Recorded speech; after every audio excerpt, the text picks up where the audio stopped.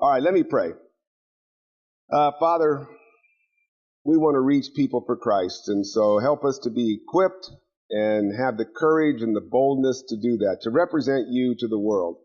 And use Gary tonight as he moves forward as we continue through the book Forensic Faith.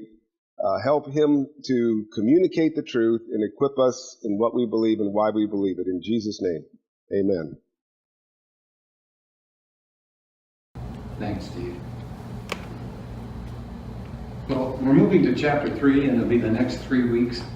So whatever we do tonight, it's going to look like a lot of material. I gave you guys some handouts, some questions to think about. So I know it's kind of overwhelming, but it's a 3-week chunk of information, so don't feel like we have to do it all tonight. I love that comment by Sproul at the beginning of chapter 3. We fail in our duty to study God's Word. Our problem is not lack of intelligence or a lack of passion. Our problem is that we're lazy. You know, I think that's where we've gotten with things like postmodernism. People don't want to think anymore. It's too hard, so they're just lazy. It's like, well, every religion is about the same. Well, really? Have you investigated religions? Probably not. But we hear these statements, oh, you know, it's just your belief, and what's true for you is probably not true for me. It's like, well, have you really investigated this stuff? And for the most part, people haven't investigated things. So this is a really good chapter for getting us into the Word. And I've got to be honest with you. I really struggle to get into the Bible, okay? So I'll just lay that out up front. I don't spend the time I ought to spend on it. It's just something that bothers me a lot. But maybe this will help me out as well. So I'm not standing here saying I got my act together when it comes to reading the Bible. So I'm with you if you struggle to get into it, or you don't have the time, or sometimes I read a chunk and I get done and I think, what'd that say? You ever feel that way and you go back, I just read it. Okay. So this chapter is going to be things like reading the Bible completely. In other words, not this, but getting the big picture. Thinking about the evidence for God and the Bible broadly. So there's going to be some science in here as well, a little bit. Taking notes and analyzing the Bible thoroughly. This is good critical thinking stuff, isn't it? I'd love to get college students to just do this on a basic level. Summarizing and organizing biblical evidence. Summarizing is such a great tool, and people are not very good summary people anymore. And then adding to the biblical case evidentially. So that's where we're going for the next 3 weeks. Basically, it's being better Bible students, and we all could do that. So chapter 3, he says something that I've heard from Greg Koukl. Greg Koukl says, don't read a Bible verse. And of course, if you know Greg Koukl, you know there's got to be a catch there because the guy's a Christian. Why is he saying this? Well, let me give you some examples. I just kind of took randomly some of these verses. You could go almost anywhere and find something like this. You go to Colossians, so now you got one of Paul's letters. And in the middle of chapter 2, he says, therefore, don't let anyone judge you. Did you notice that word therefore? Is that a really good spot to start if that's your time to deal? Well, yeah, there's a problem, isn't there? What's the problem? There? Yeah. Paul uses therefore a lot, doesn't he? This guy has a sharp mind. He's very logical. He's very organized. Each piece belongs in a certain spot, and he's working through arguments. He's working through piecing parts of the Old Testament together, maybe to tell people what he wants them to know. So he'll throw a therefore in there. Well, for heaven's sake, we better back up and see what was before that, and then that's going to be the next chunk that's going to be based on what he just said. Those things are called transitions. And it's kind of funny because we were just talking about that today in an English class out there at Palomar College. I said, you've got to have some transitions. I said, I want to know where I'm going with your paper. I don't want to feel like I'm in the dark and I don't know what's coming next. I always think of transitions kind of like road signs. You know, you're in a new territory, you've never driven there before, and you take this turn, a little sharp, that's a sharp turn, but you don't know it's a sharp turn. You ever done that? And all of a sudden you're really cranking the wheel. You go, man, they should have had a better sign there ahead of time. So if you get a road sign that says slow, you know, curve ahead or school ahead or change in speed limit or something, you like those things because that helps you be a better driver. So the same thing I think applies to the Bible. Watch out for those transitions. They're there for a purpose. Or how about this one, Galatians 3:15? I just did these at random. They have no special significance. But Paul says this, brothers, let me take an example from everyday life. What is going on before that? He's making some kind of big point, and then now what's he going to do? He's going to provide a specific example, an illustration, a case where it's applicable. So it doesn't make any sense to start there and look at that when you know there's something ahead. Well, I say ahead, but before you got there, that's going to be his major point, and this is going to be providing an illustration. Here's one that a lot of Christians have hung on to, and I hope I don't step on any toes here. But if you go to Jeremiah 29:11, I just did part of it. I didn't want to put the whole verse up here. A lot of Christians love that verse, and they take it and they apply it to their own lives. And this is just part of it. For I know the plans I have for you, plans to prosper you. And people say, that's great, that's what God's going to do for me. Yes, right in that verse, but who's the you? You get it if you read the rest of the chapter. Who is Jeremiah talking to? Well, God talking through Jeremiah. Israel. This was all about Israel. These were the exiles. The people had gone off. They disobeyed God. They'd run amok. You know how the Jews did. Of course, we wouldn't have done that. So they get themselves in big trouble, and here come the Babylonians or whoever and haul them off to captivity. And Jeremiah says, God's not done with you. But it was for the Jews. And in fact, if you read the rest of the chapter, there's some curses that God's laying out there for the people that don't buy into God's redemption plan. And so no Christians grab that one and say, well, God's going to curse me. I feel so good. They'll take this part. But that really isn't for us. Just like the promise of Abraham says, out of your loins are going to come this great nation. Well, we don't grab that and say, great, we'll have thousands of kids and offspring. We don't say that. We go, that's probably for somebody else. So we got to use our wisdom, I think, as we're going through here. And then 1 John. Greg Kokel, why do we always mention Greg Kokel? Okay, so Steve and I like Kokel a lot. I think he's the most common sense, easy to follow, understandable guy for apologetics. I mean, he's always my go-to guy. So he was just talking about this on a podcast I was listening to. By the way, he's got all these podcasts for free. You just go to his website. You can download past stuff. You can get the current stuff. But he has hour-long radio shows. He does this thing called STR Ask, where people throw questions. He's got 4 minutes to give an answer. So if you get tired of some big, long, 20-minute harangue of something, he does bite-sized pieces too. So I really recommend that. Anyway, somebody asked about this verse. They said, hey, what's with 1 John 3? Because it says, no one who's born of God will continue to sin. Anyone who does not do what is right is not a child of God. And he said, we're in trouble. Well, yeah, if you look just at that, that looks like we're all in trouble. But what does 1 John 1 say? If we confess our sins, he's faithful and just to forgive us our sins and cleanse us from all unrighteousness. Now, do you think John was that stupid that in 2 chapters he forgot all that and said, no, if you commit any sin, you're not of God? This must be something else that John's talking about here. Probably, and this is Kokel's idea, and I think it makes sense. This is the kind of person who repeatedly does the same sin over and over again, has no real compunction to change, and is just in the continual habit of sin. Compared to us who fall in sin and say, oh, God, that was terrible. Why am I doing that? And fully repent. So there's got to be something going on different than this, because this flashes, which you would know if you'd read the rest of 1 John. So you don't want to isolate. You want to get the big picture if possible. Does that make sense? Okay. This was something I thought was pretty useful. Just some basic tools. I'm sure you guys have your own ways to understand the Bible, but why do we want to maybe ignore the verses, the numbers there? Isn't that what Peter put in? Isn't that what Matthew put in? I forgot the estimate. Didn't that come along like in the 1000s or 1100s or 1200s? I mean, it's 15. Okay, so it's 1500 years removed from the Bible. So the Bible itself did not have these kinds of breakups. In fact, you ever wondered, sometimes you look at the way the chapters are, and the very first verse of a chapter doesn't seem like it's a new start. It was really a continuation of whatever was going before. You're going, why did they put the break right there? I don't know. I don't know if anybody's ever written why they did what they did with that. So maybe get the bigger picture instead of those verses. And then I want to land on this for just a minute. We'll go through this slide, but then I want to go to something else here. But the Bible is full of different genres. Okay, it's just a lit term. But it means there's different kinds of ways to read the Bible. Do you ever hear people say to you, well, you read the Bible literally? You ever hear that one? You ever read the Bible? You got to read it literally. Yeah, but there's some parts of the Bible you don't really want to read literally because it's not meant to be read literally. It's poetry. Poetry has different rules. Whether you loved it or hated it when you were a kid, it's got different rules. And so I want to show you Psalm 1 in just a minute. If you go to Genesis 1 and 2, if you go to Exodus 14, 15, and if you go to Judges 4 and 5, you know what you discover? Back to back is history and poetry.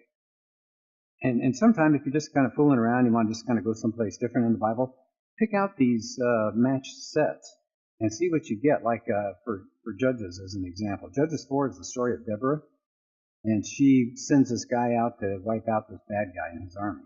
And it's just a straightforward story. Not all the tribes of Israel joined in, but she got a pretty good army together. She must have been a pretty amazing woman, don't you think, in a patriarchal society to lead the Jews? I mean, that's a tough group to lead if you're male. And she says, yeah, I can do it. And he said, yeah, you do it. You go, girl. So she ran it. Anyway, so she sends this army out, and the army wipes out the guy. And there's the story. And it also involves this woman named Jael. You know her story? The army, the enemy general is escaping, running for his life, and he comes to this tent and comes in. He's just exhausted because he's seen his whole army slaughtered, and he's running for his life. And this woman named Jael is there. And she has no use for him, and he doesn't know that. She pretends to be nice, and he just conks out. He's so tired. You know where we're going with that when you're shaking your head. She grabs a tent stake, goes over to him, kapow, in the head. So I don't know about you, but I'm thinking if that's me, I hope I hit this just right, because if you miss, the guy wakes up and he's going, "What are you doing?" "Oh, I'm just fixing the tent." I don't think so. So, but it's done then in the very next chapter in a poetic form, and it's really interesting. It's like slow motion. Read it sometime. When it gets to the killing of the bad guy, it takes it like 4 or 5 verses, because it says she picked up the tent stake, and it's a lot of repetition, so it's like kind of slow motion. But it's poetry that's different. So when we're reading the Bible, we want to know, okay, what are the rules? Well, what are the rules? It depends. What if it's apocalyptic literature? You know what I'm talking about there? That's Revelation. That was a kind of literature. It's not just John having these wild dreams. He was doing something the Jews were comfortable with. It was called apocalyptic writing. It's in the Old Testament. Ezekiel has some, Zephaniah has some, Zechariah has some, and so does Revelation. So it's not weird stuff. To the Jews, it was understandable. It has like a cosmic setting, and it has pieces of the universe get involved. You ever notice there'll be things like the earth opens up and swallows water, and it's pretty weird stuff. But it's not, it's weird to us, but for them it was understandable. So I'm just saying you want to know what kind of literature you're getting into, because there's rules. And the rules change depending on the kind of literature you're reading. Notice letters. If you read Paul's letters, how many sides of the story are you getting? Paul is responding, and you got to read between the lines to see what's he responding to. And he goes, you Galatians. And then you read it and you find out what the Galatians were up to. Or, come on, Corinthians, you guys know better than that. So that's a little different, isn't it? Like you're peeking inside, somebody's private mail going, why are they saying this? So you're trying to figure out what's the other side been doing because Paul or whoever it is to write his response. So you look to see what the whole passage is about. Maybe look for transitions, like I said, where the ideas break. And then try to sum up the passage. Once you've read it, what did it say? I do that when my class is out at Palomar, and honest to goodness, that's a tougher skill than I think it is. Kids don't summarize much anymore. They can read something, and I'll even show them, look, these have topic sentences here. These paragraphs have topic sentences. So what's that topic sentence say? And they think, and they look at it. And it seems obvious to me, but they just don't have the skills of it. So that's a good challenge to all of us. Read a passage and say, what was it about? Okay, it's about Jesus. What aspect of Jesus? Oh, it's about works versus faith. Okay, so think about that as you're going through it. So let me take you through, just so you get the feel for the way poetry is different. Again, this idea of reading the Bible literally. I want you to look at the poetry of the Bible, because so much of it is beautiful poetry. So here it is. Blessed is the man who does not walk in the counsel of the wicked, or stand in the way of sinners, or sit in the seat of mockers. That slash means it's another line, but I'm trying to put it all up here, not eat up too much space. But his delight is in the law of the Lord, and on his law he meditates day and night. He's like a tree planted by streams of water, which yields its fruit in season, and whose leaf does not wither. Whatever he does prosperous. Not so the wicked. They're like chaff that the wind blows away. Therefore the wicked will not stand in the judgment, nor sinners in the assembly of the righteous.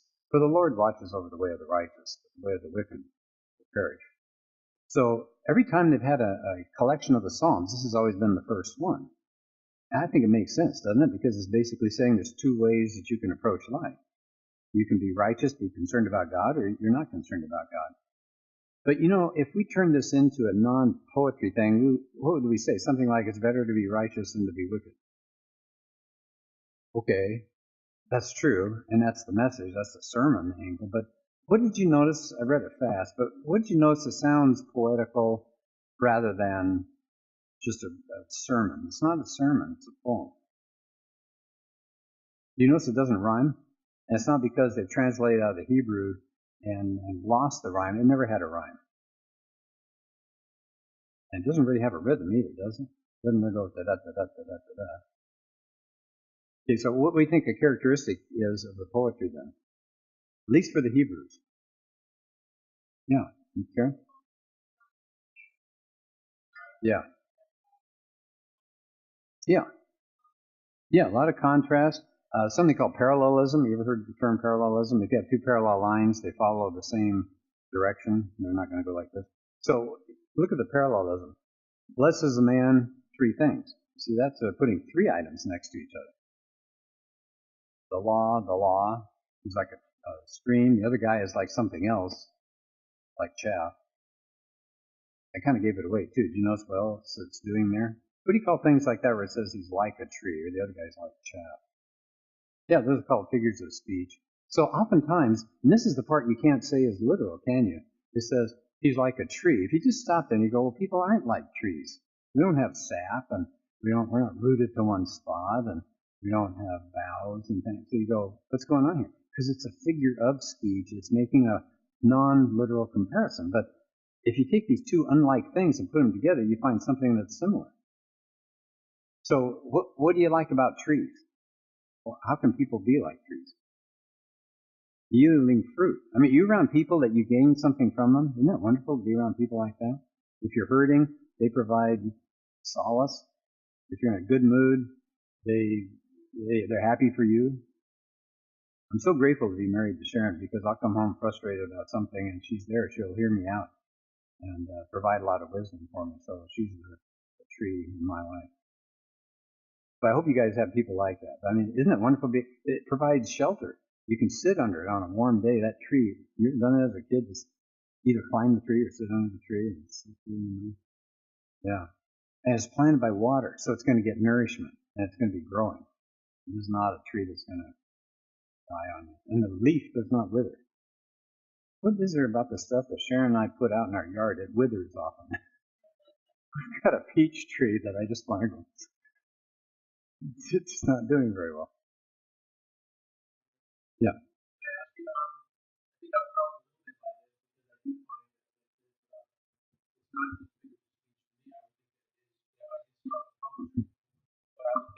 I would think that we are like trees. We have deep roots. We do benefit. Like a tree, we would benefit when, for example, the water of the Bible gives us our energy, so we can grow to be a big tree, and the tree represents our life, and we have other people and so on.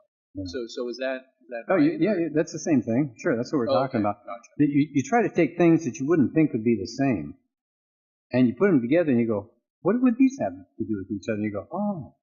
So it's kind of a moment of insight, and that's kind of the fun, I think, of figures of speech. You say, he's a tower of strength. Well, people are not towers. We're not made of girders, but there's things like that. Simon and Garfunkel, okay, that leads me. But they had a song like a bridge over troubled water. So you go, okay, I get it. That makes sense. So we use figures of speech a lot in our language. Now, are they literally true? No. So you're going to read the Bible literally there? No. People are not, in this case, not trees. How about, let's do the other one, because I think this is kind of a fun one too. The wicked are not trees now. They're like what? Okay, what's chaff? Well, we're not an agrarian society anymore. Yeah. With wheat, it's the outer shell on the wheat grain. Yeah. And they break that off and throw it away because it's just nothing, like a corn husk. So you're out there doing the threshing, and you got to get that nugget of the good stuff separated from the outer stuff. And once you got the outer stuff separated, you ever see them do that? They'll throw it in the air, and because it's so lightweight, all you need is just a slight breeze, and it's gone. And you got the heavy stuff, it's got some solidity to it, boom, it falls back into your basket. I mean, can you picture that with people? Maybe the word is gravitas. You ever heard that word used? That there are certain people that just have some solidity to them.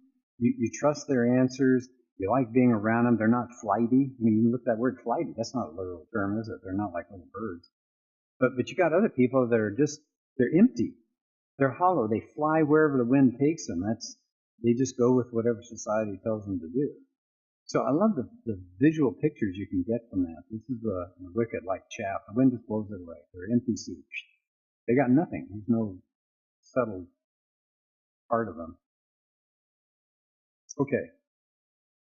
Let's try this. Again, let's think about really careful Bible reading. This is one that I know Steve knows well and has talked to us about in the past, but this is a verse that the Jehovah's Witnesses will land on.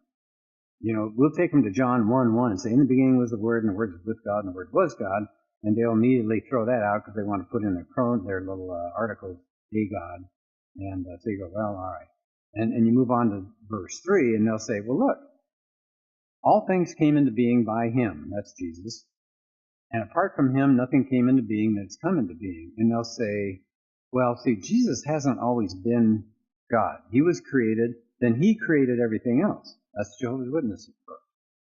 All right, so they'll say, see, that shows it right here.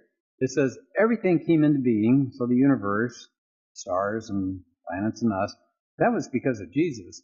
But apart from Him, everything came into being that has come into being. And they want to say with the exception. That's their way of interpreting that verse. With the exception of Jesus, nothing else came into being that's come into being. So they're going to say, He was created, and then everything else was created. And they say that verse backs that up.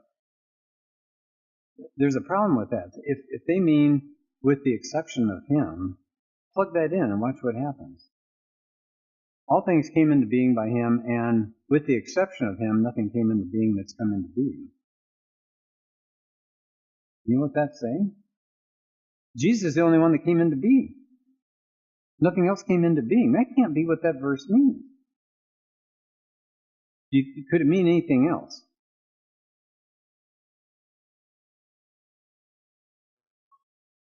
Yeah, what would the evangelical Christian view be? And I'm sure Steve's, have you taken this on with Jehovah's Witnesses? Have they? Yes, I have, and it goes over their head when I do. Yeah. I make it real simple, and just like Coco has these two squares, everything that is uncreated and everything that was created, and so there we go. And you ask the Jehovah's Witness, what are the things uncreated? They say, well, God's uncreated. And you hand them a coin and say, this is Jesus. Where does Jesus go? In the uncreated or in the created? And they immediately put it in the created, and it says, no, you can't, because it says all things came into being by Him. He's the creator. He created them. He can't create Himself. So where does the coin go? And they looked at, the only time I tried this, they looked at me and said, I don't get it. And so it made it very simple that if Jesus made all things and He's a thing, then He had to create Himself. Yeah. And they know that's absurd. So He has to go in the box that's uncreated, which means He's God. Yeah. And they don't want to say that. So that's why they don't like that illustration. Yeah, and if your Bible has that phrase, apart from Him, it can also mean without His agency, without His power. Now plug that in, it makes more sense. All things came into being by Him, and without His power, nothing would have come into existence. That seems to work naturally. So if you ever get a kind of a hard verse, that's something you can do to say, well, what phrase or what single word would work with that. So that's really fine tuning a particular passage here. If you want an idea of getting through the Bible in a shorter period of time, I've done talks in like Oasis classes and things like that that are non-Christian groups, and I'm trying to get them into reading the Bible. With you guys, it's probably no problem to say read through the Bible. Just try to get the big picture sometime. But if you want something that's kind of like a shortcut, or you know other people who are not really interested in reading the whole Bible, but you kind of like to get them nibbling on it a little bit, I've got something at home. It's like a 2-page handout, and I just call it the best of the best. And it takes the whole Bible, and it tells the story of the Bible, but it plugs in the chapters so people can go through and just read those parts. And it's only like 1/4 of the Bible. So, for example, I skip a lot of the laws because I figure I'll just lose them. So I just take them through. Well, you can see this is just a part of it. I just wanted you to see what one of my paragraphs looked like. So I said the first part of the Old Testament contains history in the form of stories. Genesis displays a fascinating collection of people. And I do a lot of Genesis because those are great stories. They need good stories. Exodus tells of a miraculous escape from slavery under the leadership of Moses. And again, a lot of Exodus because they know that story, and it'd be nice for them to see that from the Bible. The Jews, like so many of us, blew many opportunities. A little bit of Numbers. Finally, after a long delay, they entered the Promised Land under a fierce general. They read some Joshua. So you see, I'm working through, and I've got other paragraphs that deal with the rest of the Old Testament and the New Testament on up to Revelation. I even have them doing a few chapters in Revelation. But if you want that, let me know. Just email me. And it's just 2 pages, and you can just hand it to people if you think. If they say, "Are you still reading the Bible?" I know I couldn't get through it. You ever heard people say that? I got into the laws, and that was it. Somewhere in Leviticus, and I was done. So why bog down? We would get through it, and we can get something out of it. But if you have people that you think it would be good for them to see and for the first time really experience the Bible without every single chapter and verse, this will tell them where to go and tell them why they're going to be reading that. So it kind of guides them by the hand. So if you find that helpful, let me know. What's your status when it comes to sitting down and reading the Bible? Do you have a good study Bible available? I brought one, and it's kind of interesting. Have you seen the Quest Study Bible? It's a different approach. You know how there's 1,000 different study Bibles. They call this one the Question and Answer Study Bible. So let's say, for example, you're reading the story of the Good Samaritan. Okay, so the Bible is in the white, and if you see, there's almost as much information on each of the sides here, and they ask questions. And, good, he made it tonight. You got me all I'm off. William's a cool guy. I want to get to talk to him afterwards. So what they do is they ask questions for you in case you didn't think of something that might have interested you. So, for example, the story of the Good Samaritan. Why did Jesus include a priest, a Levite, and a Samaritan in the story? Maybe you wouldn't have thought of that question. Yeah, why did he? So they give you the answer to that. Could a priest and a Levite really have ignored a dying man? That does seem kind of odd. They just walked right past him.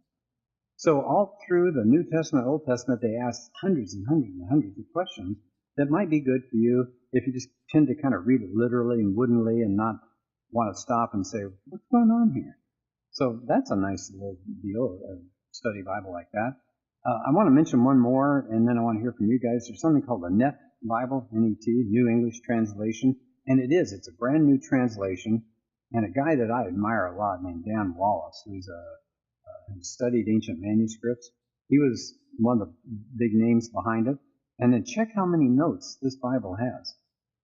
It's something like around 61,000 notes. It's got more notes. If you really want to get into it and really be enriched, they'll have like that many verses, and they'll have that much notes about those few verses that you read. So it's incredibly rich as far as information. And the best about it, it's free. It's online. The whole thing's free. No copyright. No worry if you want to run off, something. Feel free to. Nobody's going to get after you. So it's called the Net Bible, N-E-T. So I'm just curious. Do you have a certain study Bible you like, or one that you think has especially good notes or something, Mike?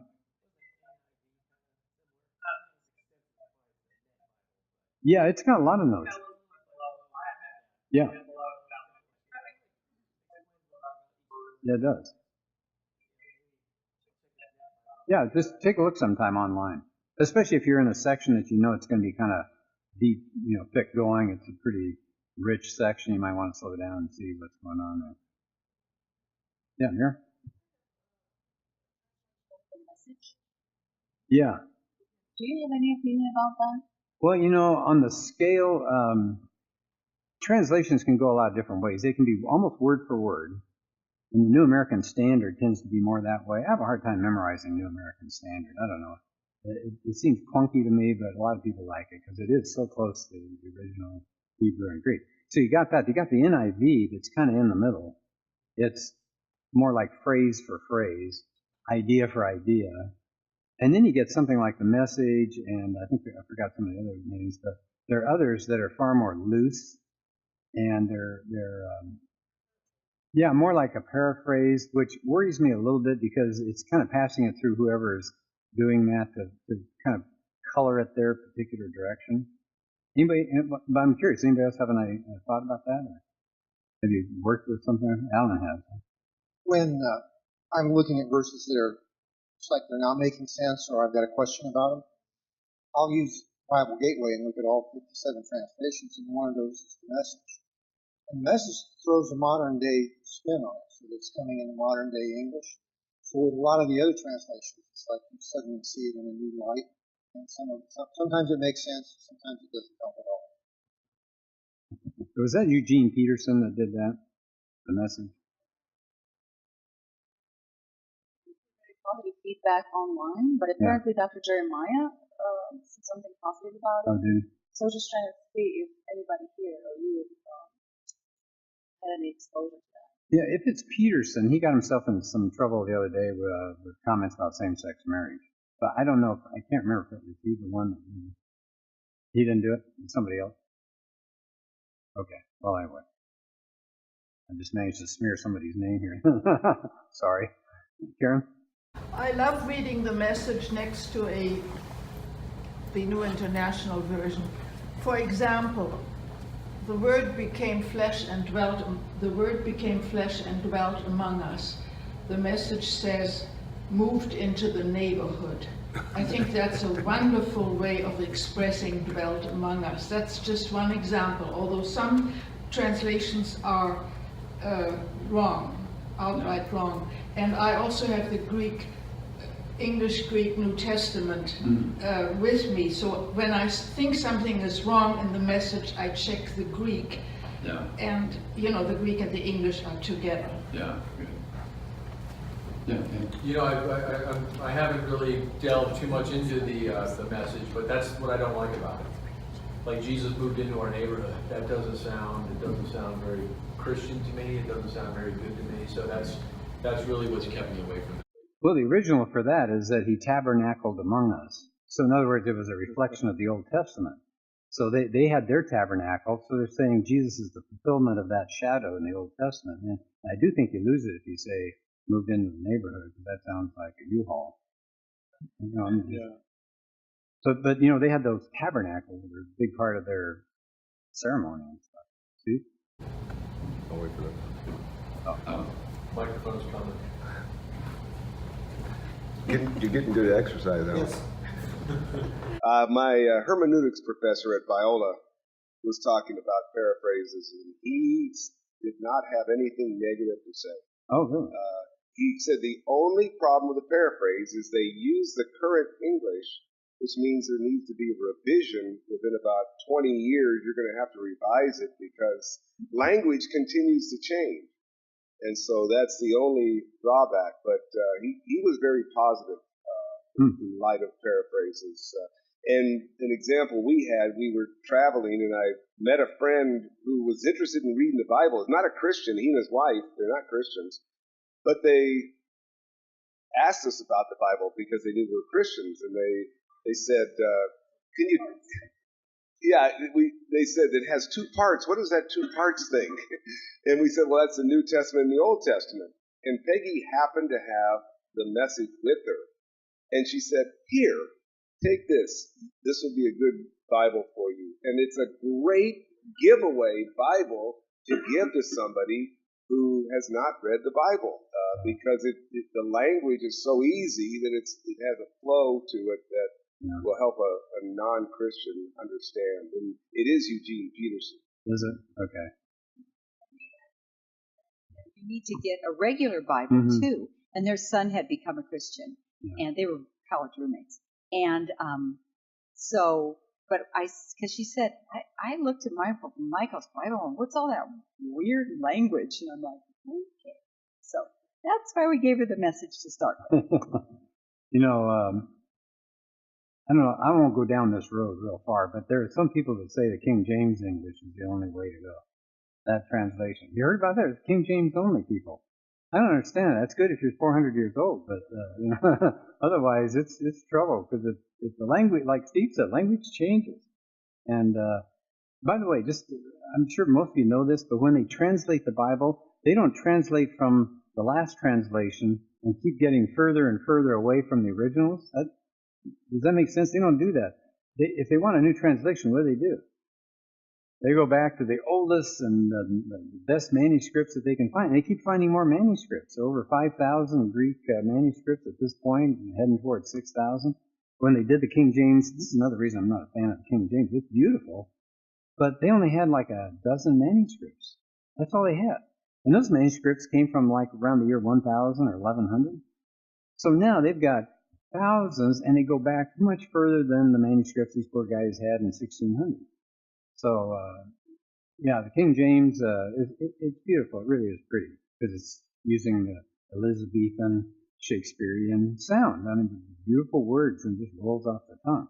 But I'm not sure people get as much out of it. Yeah. You know, I don't know if it's been brought up, but there's a new Bible's been reading on recently as well, like the NIV, for example. The NIV Bible that I have at home that I bring to church every week, it's different what's online right now. Yeah, there's like, a TNIV. Example, what's that? There's a TNIV, Today's New International. Oh, I don't know about that. But I know where it says, like, blessed is the man. Now it'll say, blessed is the person who does not walk in the way. Yeah, which, I don't. Which is fine. Yeah, I don't have a problem with that. But it's changed throughout the entire Bible. All that. There's one translation that changed Peter to Rocky. I thought maybe that's a little too far. Mike? This is quick. I have an older, I don't know, probably, 60. I have the Living Bible. I have the version called the Living Bible. Right. And how would that fall? Yeah, it's another paraphrase. It's another paraphrase. Yeah, I still have mine when I was a little kid. It's easy to read. It really so is. I got the King James, the Living Bible, and the NIV. Sure. Now the Quest one sounds interesting too. So. Yeah, the Quest is great. But NET is a nice one for the price. This is, we'll do this and then we'll stop, and I want William to come up here in just a second. But one of the things that J. Warner Wallace went to in this chapter, he was talking about extraordinary claims require extraordinary evidence. Now, that's been out there parroted for about the last 10 years. I don't know who originally said it. But the idea is, you Christians, you think the Bible is true, you're going to have to provide an amazing amount of evidence because that's an extraordinary claim. So you need extraordinary evidence. So what did Wallace say about that, or what are some of your thoughts about that? Larry? He made the statement that people are, in juries, give the death penalty with unextraordinary claims. But, there can be a wealth of circumstantial evidence that just point all in the same direction. Yeah. And they use these in law all the time. Mm-hmm. And, when there's a life on the line, they'll stay. And when there's a life on the line, that extreme, and that we don't require that of anything else in that we refer to as historical books. Yeah. Here are a couple of things I thought he said that were interesting. He said, first of all, it depends on our presuppositions, doesn't it? The worldview that we bring as we're looking at evidence. So let's take something like the resurrection of Jesus. A Christian and an atheist are going to come at it with very different expectations, and the atheists are going to feel they need a ton of evidence, and the Christian is going to say, but I've experienced God in my life, like Larry's talking about, all these circumstantial things that have happened to them that they are more willing to be open to the possibility of miracles. We're in the area of miracles there. So you can ask somebody, really, what kind of extraordinary evidence are we talking about? And in many cases, it's pretty crazy. They'll say something like, well, I need to see it. Well, who's going to, we can't see anything from the past like that if it's far enough back. We don't have videos. Experimentation, can you experiment to create the world again? You can't do that. So that seems like a crazy thing to try to do. You can't repeat some of these things. They're one-time occurrences, like the start of the universe, the beginning of life, and things like that. We can't ascertain even something that we would tend to believe in history books like Alexander the Great. Are we absolutely sure that he lived? Probably fairly sure. But the evidence is hundreds of years later, and Christians actually have better evidence as far as manuscripts and all that go back a whole lot closer. How come Alexander the Great doesn't fall into the same kind of extraordinary evidence requiring, extraordinary claims requiring extraordinary evidence? And Larry already talked about that, building a circumstantial case. And then I think this is the killer to this whole argument. Oh, really? Extraordinary claims require extraordinary evidence? What about your side? These are the extraordinary claims, aren't they? First one, something came from nothing. That's way more extravagant, isn't it? Isn't that a pretty wild claim? You better back that one up. Where did life come from? Non-life. Really? The design in the universe came from chaos? You just swirl enough gases together, and you get a perfect planet and a perfect sun and a perfect location for the Earth, and the gravity is just right to expand the universe. All that comes about just out of chaos? Chaos doesn't give you design. How did Mount Rushmore form? Just wind blowing, I guess. Get enough grains of sand in the air and you just throw it against a mountainside and you get Washington and you get Jefferson? I don't think so. The rise of consciousness. You get consciousness from mindless matter. Does that make sense? Atoms all of a sudden came together and said, hey, I got an idea. Really? I mean, we laugh at it because this is way more extraordinary, these sets of claims. Moral obligations. So atoms all of a sudden make us feel like we need to do things a certain way. We have some oughts. Not is, but oughts. Where do these oughts come from? I mean, these are far more extraordinary, I think, and I bet you do too. So for the person that says to you, hey, you need extraordinary evidence, say, what about these things? Why are we the ones that are on the defensive? Eric?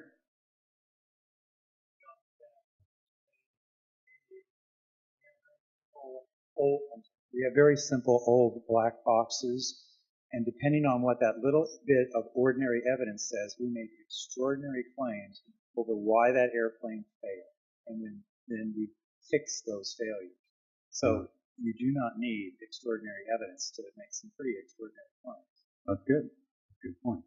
Somebody else had a hand up in it? Dan?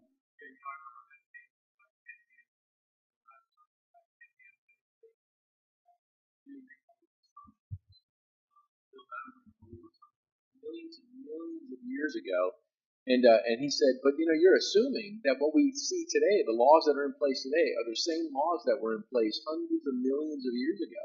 He said, you don't know that. That's a total assumption on your part. I saw a story today in the news, and a lot of people probably know this, that volcano they're thinking is going to erupt one of these days. I think it's in Yosemite or somewhere. I can't remember exactly. Yellowstone. So they said that the last time it erupted was 300,000 years ago, and the time before that was 9.5 million years ago. So I was thinking, well, that's kind of interesting. I didn't get exactly that number. It's just interesting, Yeah. Okay, well, I want to save enough time for William here.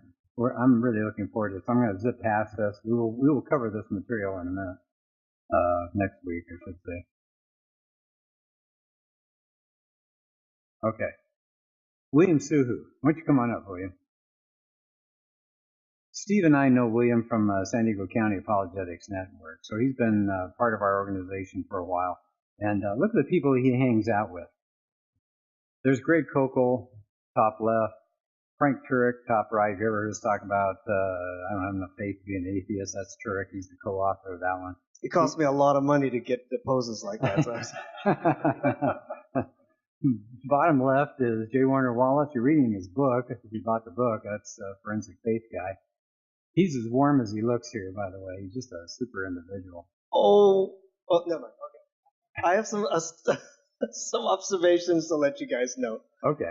And then, so William is a scientist. So I think he's our first scientist we've had here in cell and molecular biology. Has a master's in Christian apologetics, like Steve does up at Biola. And he went back, was it just this last year? Or 2 years ago? Yeah. 2? To the cross-examine? Oh, yeah, just this past summer. Okay. This past summer, he went something called the I'll get it wrong, Cross-Examined Instructors Academy, CIA. And this is put on by Frank Turek. So it's a great idea. Turek says, we need more apologists. That's what J. Warner Wallace says. He said, we don't need $1 million apologists. We need $1 million $1 apologists. We need a lot of people to teach in their Sunday school class, to teach a small group, to just share with neighborhood kids or whatever. So how do you get that to happen? So they've started this academy, and it's for people all over the world, or especially the U.S., because of travel, I guess, be hard if you're in Samoa. But anyway, so you come to North Carolina? Is that it? Is that where it is? Oh, no, sorry. That was in Dallas. Oh, Dallas. Okay, Yeah. they had that one in Dallas. So they bring in people like Turek, and they bring in Greg Kokel and J. Warner Wallace and other people to act as helpers, and then people like William show up there, and it's kind of nerve-wracking. I would think they have to make a presentation in front of these guys who do it for a living. And then they get critiqued, and they say, well, you might think about this, you might think about that. And I know my nerves would be shot doing something like that. But William did very, very well. And he said they actually liked what he had to say. And so he's been married 31 years. He's a cartoonist. I'd like to see more of your cartoons sometime.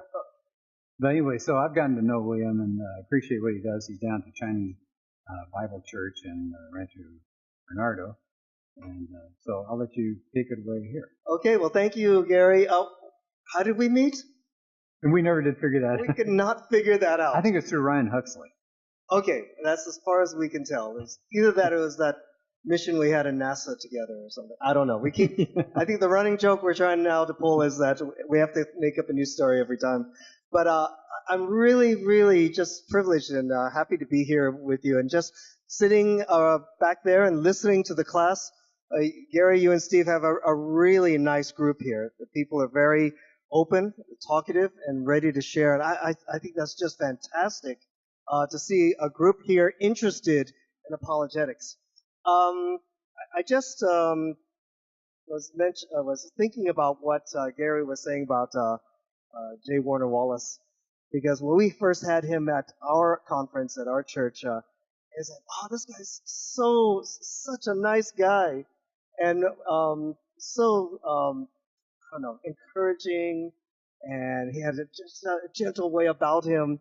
And then when I got into the CIA training, I just got a new idea about him. First thing he said was, "All right, guys," the majority were guys, but he said guys and gals, he said, "if you haven't signed up to do a talk, you're going to." He tells her, "Man up, you're going to do a talk. That's what you're here for." And he basically said, "You're going to do it." So there's a group of people that raised their hands. They said, "Oh, I'm giving a talk." And then he said, "No, you're giving a talk." And then, but when he's doing his mentoring, it was just such a wonderful, wonderful experience. Gary kind of wanted me to kind of share a little bit about that. My specialty, since my background is science, especially the biological sciences, my specialty has been in the emergence of life. And it's neat that you mentioned that as one of the extraordinary things, because I think it is an extraordinary thing. And I think one of the things that is interesting is most people will use, if you're familiar with the term, the God of the gaps type of argument, saying, "Oh, you Christians say, just because we don't know what's going on, therefore God exists, or therefore God did it, because you don't know enough about it."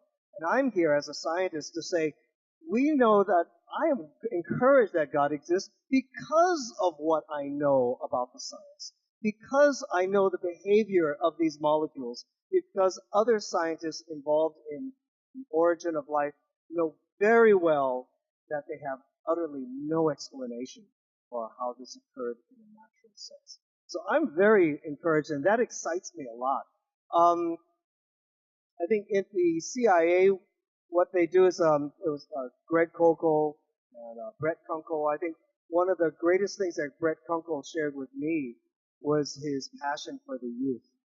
And one thing I wanted to mention tonight for this group is I hope that you're involved with some younger people, because you're here getting really great information about how to defend the faith. And if you can transmit that to younger people, I think that's where the real the real game is, the real encouragement to help people, the young people, to really see that there's a lot that they can know to fortify their faith and to share it with others. Last Sunday, I was sharing with a congregation up in Temecula. We were talking about faith, and I was kind of making the analogy that faith was kind of like holding on to a bar, not bar, a metal bar on a subway, or a bus. If you're holding on to it casually, as soon as that bus or 100 people get on the bus and jostle you around, you're ready to get pushed and shoved, tossed here and there, and lost. But the more you grab onto it, the stronger you can grab onto it, the more sure you are you're not moving anywhere. And that's what I told them about. That's how I view faith. It's good to have faith. First of all, you got to hold on to the right thing. So you have to have the object of your faith has to be true. But then to get more of a grip on your faith, you really need to study the Word. In the case of our Christian faith, study the Word. That's the knowledge. But also experience the grace from God. That's the experience that we can have. And I think for apologists, people interested in defending the faith, I think the best way to do it is to really grow. And 2 Peter 3:18 says it all for me. Not only is it the last book, the second and last book of Peter's, Peter knew he was going to be executed soon, I believe. But it's also the last verse of the last book that Peter wrote, the last letter. And he says, grow in the grace and knowledge of the Lord Jesus Christ. To him be glory and honor now and forever. Amen. I mean, that one sums it up. If we want to strengthen our faith, is to really grow in grace and knowledge. So, how do I practice my apologetics at my church? I like to get involved with the young people. So I asked to teach the high schoolers. I love to teach a full quarter, so give the other teachers a break. I love to start with tactics in defending the faith. Are you guys familiar with that? Okay. For me, many years ago when I first heard Greg Koukl, I was already interested in apologetics, kind of, it's interesting. And as a young person in high school, I loved the work done by Josh McDowell in Evidence That Demands a Verdict. But Greg Koukl just literally revolutionized my Christian walk because he gave me the tools to be able to engage with someone in a conversation without getting really flustered, without getting very defensive. I can defend, but I don't have to be defensive. And that was really amazing to me. So when I started teaching this to the high schoolers, eyes lit up everywhere.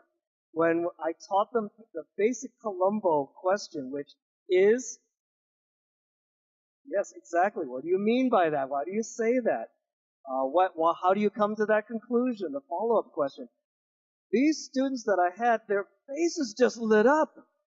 And even better than that, a week or two after I started teaching them tactics, I started getting emails. And they started to say, oh, Uncle William, everybody in the Chinese church is all uncle and aunts. He said, Uncle William, I tried it in class. And the email goes, and it worked! A friend of his said some kind of claim, and then he asked him, well, why do you say that? And the friend could not come up with a follow-up answer. And so what was even more rewarding was to know that they started a conversation after class. And it opened up the gate. And so I love apologetics. I'm very passionate about it. I want to be better and better at it. That's why I go to these classes. But the main idea is to share my faith with someone. Many years ago, when I started to explain my faith more kind of logically and systematically, there's one person, he's not a Christian, he was a friend of mine. After I spoke with him and answered his questions, he gave me a word of encouragement I'll never forget. He goes, William, you're the first Christian that ever actually gave me real answers. And that was really encouraging. I think that's what people are dying to hear. And I'd like to tell people that there's a world out there dying to hear the truth. And we have the truth. So that's how I operate with the youth. In my church, I organize a yearly conference. We call it AppCon, Apologetics Conference. We've had Greg Kokel, J. Warner Wallace, Casey Luskin from the Discovery Institute. We've had Alan Schleman come, and just recently we had somebody by the name of Gary Zacharias. Yeah, he was here just last week, and he was talking to us about the soul. And I don't know if this is helpful to you, but whenever we do an apologetics, from the very start, my vision was to have it not primarily as a training for Christians. I wanted it as a forum so that non-Christians could come and listen to reasonable answers. And so we've always had a Q&A session afterwards. And Gary, there were definitely a couple of people who were asking you questions that I know were not Christians. And they later they said, we definitely need to talk more. So thank you, because you sparked in them also the thinking process going on. And we've seen this year after year. I started this in 2012 at our church, and every year we have a wonderful time doing this. Next year, we might go into yet another topic. I would love to begin expanding it. I heard that you guys had a Viola on the Road here. Okay, how was that? Really good? Well, that's great, because I was considering doing that as well. So that's in store as well. But another way that I use my apologetics, in my church, we also have a ministry toward international students. And of course, most of the ones that we are in contact with are from China. And the majority of them, I'd say all of them, are not Christian. They come from atheist backgrounds. And so we meet with them every other Saturday at someone's house, and we, for the past year, I've been going through a whole series on evidences for the Christian faith. We started them with basically, how does one look at reality? How does one judge what is believable and not believable? How do you use evidence when you're looking at where to put your belief? And then we started going into, does God exist? And then we went into the fine-tuning and then started doing other arguments about that. And every time we had a nice Q&A session. In the beginning, it was a little rough because they would be very, very quiet. But near the middle to end of these sessions, right after I did the one on resurrection, it was around Easter time, then the questions started popping up like popcorn. It was just amazing. They started going really into very deep philosophical questions. And it was just so much fun. And it was, I just praise God for that, because it was so rewarding. And many of them have returned for this year. And so we're now going over the Gospel of John. And so I just love this time to be able to share with them through the apologetics. I think captured their interest very quickly, because we were talking science, history, philosophy. And that's something I think that they, could identify with. And then we looked at the reasonability, of Christianity. So those are the main areas on how I use my apologetics. Sometimes at work, here's my little trick, how to get a spiritual discussion going.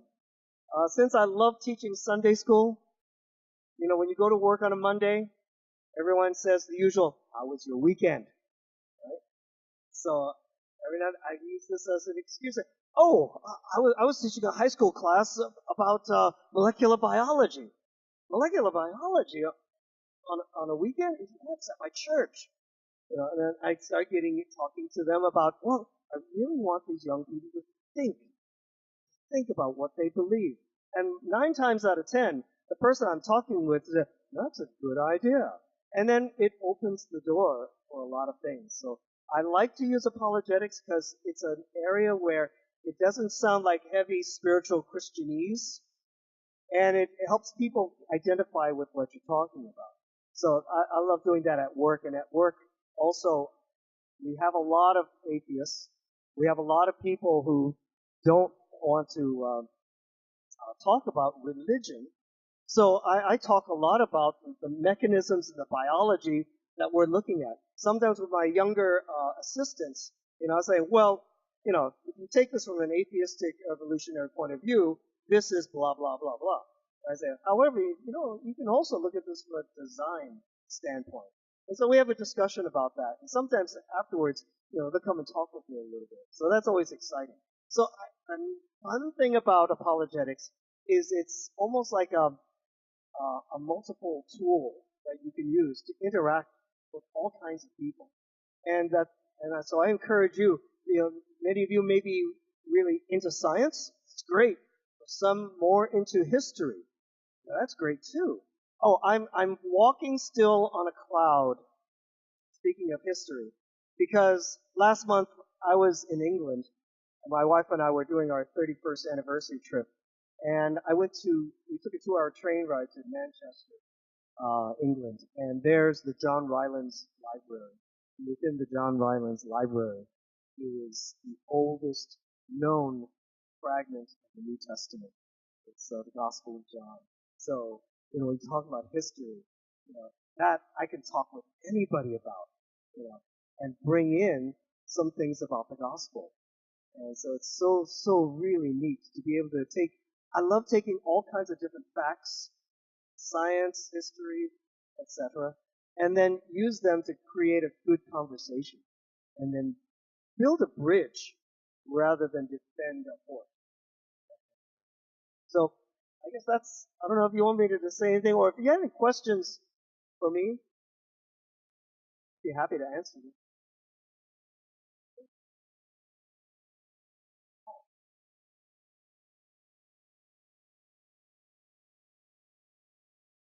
Okay, I'll give you that. Okay. Two things prepared my mind for the Lord before I knew it. One was the 1959 classic film, Ben-Hur. Because there was that one scene when Ben-Hur was being given water by Jesus. You never see Jesus' face, right? That's the cool thing. And then the Roman soldier said, "No water for him!" Remember? And then Jesus just stood up and hammered back here. All you see is the Roman guard's face. And the Roman guard had nothing else to say and backed away. And as a kid, I said, "Who is this guy?" And that prepared my mind. The other one that prepared my mind was A Charlie Brown Christmas. When Linus, at the very end, it says, "I'll tell you what Christmas is all about, Charlie Brown." And he read the second chapter of Luke. And for me, I don't come from a Christian background at all. My parents, my family were, I guess, nothing. No religion at all. And then I went to high school. I thought I was going to a martial arts school. There were friends in high school that were martial artists, some that smiled a lot. Then some of the ones that smiled a lot were also Christian artists. Martial artists. And then they invited me to church. I said, "Okay, I'm going to this church. We're going to practice with swords and everything like that." And I said, "Great." Half hour into it, after about the 4th, 5th song, I said, "Where are the swords?" Okay, what's going on? Okay, then we had a Bible study. It was Proverbs. And that was the first time I opened up a Bible in my life. I'm in high school. And I said, "This is amazing. These verses are great. There's so much wisdom in it." I said, "Everyone is like a little fortune cookie." And my uncle had some of the best fortune cookies in Oakland. But anyway, then at the end, the president of the fellowship, a junior in high school, I'm a sophomore, a junior in high school said, "Can I speak with you?" He went to the pastor's office. And I thought I was in trouble. I thought I did something wrong. But then for the next 3 hours till midnight, he shared the gospel with me. And I kept on saying, putting every question to him. But then really, truly, in the back of my mind, it kept coming up. These words were this in my mind. This makes sense. We're in trouble. We're sinners. We all are so broken down. There's no way, even when I was a kid, I recognized there's no way we could fix ourselves. It has to come from the outside.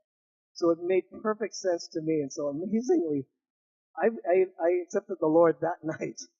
My first exposure to that. It took me a long time to grow, but that's how I became a Christian. Kind of. Okay, another side story real quick. When I was in junior high, middle school, I started getting really involved in the occult. I was reading everything there was, but from a scientist's point of view. I wasn't going to be playing cards and go wacko. I was looking at it from the parapsychology.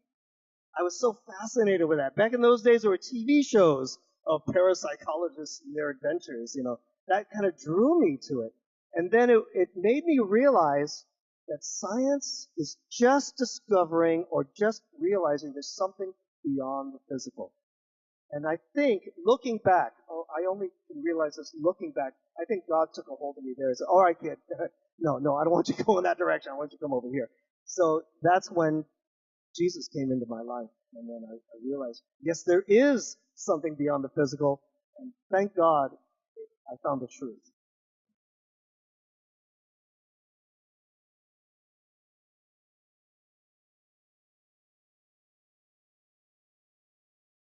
If you guys have any other questions, you can talk to them about it. I just wish he was a little more enthusiastic, but that's all right.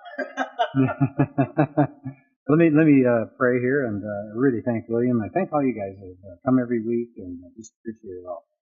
Father, I thank you for William's life. I thank you for your word that's there for us, and I pray that we'll all get more involved and spend more time in the word and soak it up and get deeper into it. And make you the center of our lives, and to share that with others. And so I pray that you bless this group here as they go about their business and home and busy lives, that they'll share what we've learned. And I pray this in your son's name. Amen.